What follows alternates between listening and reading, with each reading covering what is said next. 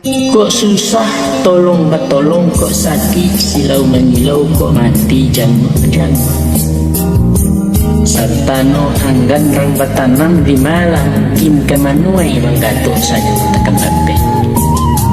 imbauan nurang tak betui saruan no hendak berjalan giliran tiba diawa kurang malingah kasadunya itu masyarakat. Coba simak si pantun kono sarani-rani rang di balai anak rajo kala luju sasampi-sampi mengkalai masyarakat kisah itu mangkunya sana ngatiaya pandai berkisah di lalu walau balah kesampinya kurang banyak dipatenggakan pai ke surau pengajian hadiri barale jam 1 kumpulan warisan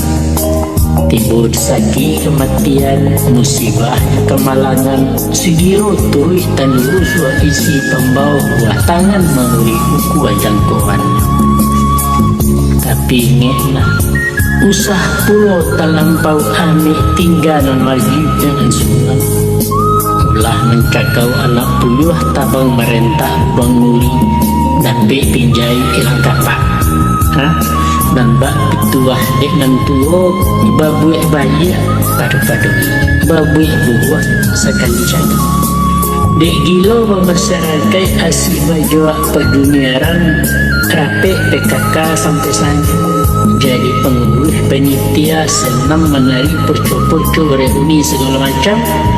sego anak lah bakat tu anak di rumah centang perenang laki pulang benasinda siko asa pangkawalan biar goyang kabinet rumah tangga itu namanya mati kerjaan usah jadi itu biasa susah Ugo jangko jan talampau manggantang jan balangkong dinang sarangelo manggoyelo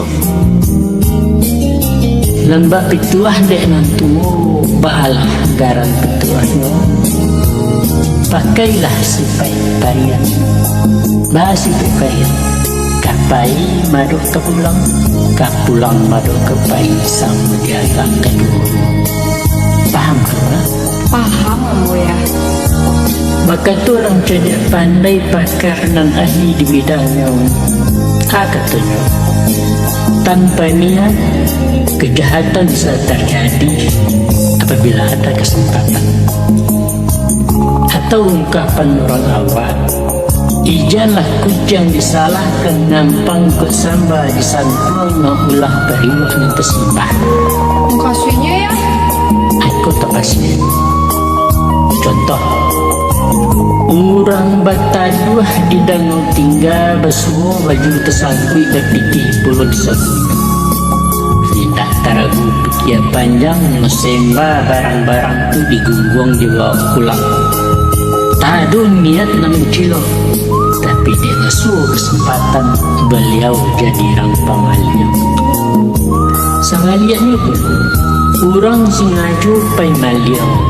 yang keluar berkalang-kalang berjalan mando-ando latibu di rusak rumah lampu barando taranggo tipi di anjang menyala orang papasu balik pulang batal terjadi curi malian ulah tak ada kesempatan itulah sebab karena ada orang tu siswa Arif jobala kemaimpo ingat musibah terjadi maka dipintihlah sebelum lanjut dicari sebelum hilang kasihnya ditutui segala kesempatan peluang terjadinya kejahatan Pamo dibuat aturan dalam kampung supaya sekalian anak bujang ikut syarat namarando diwajibkan lalu disuruh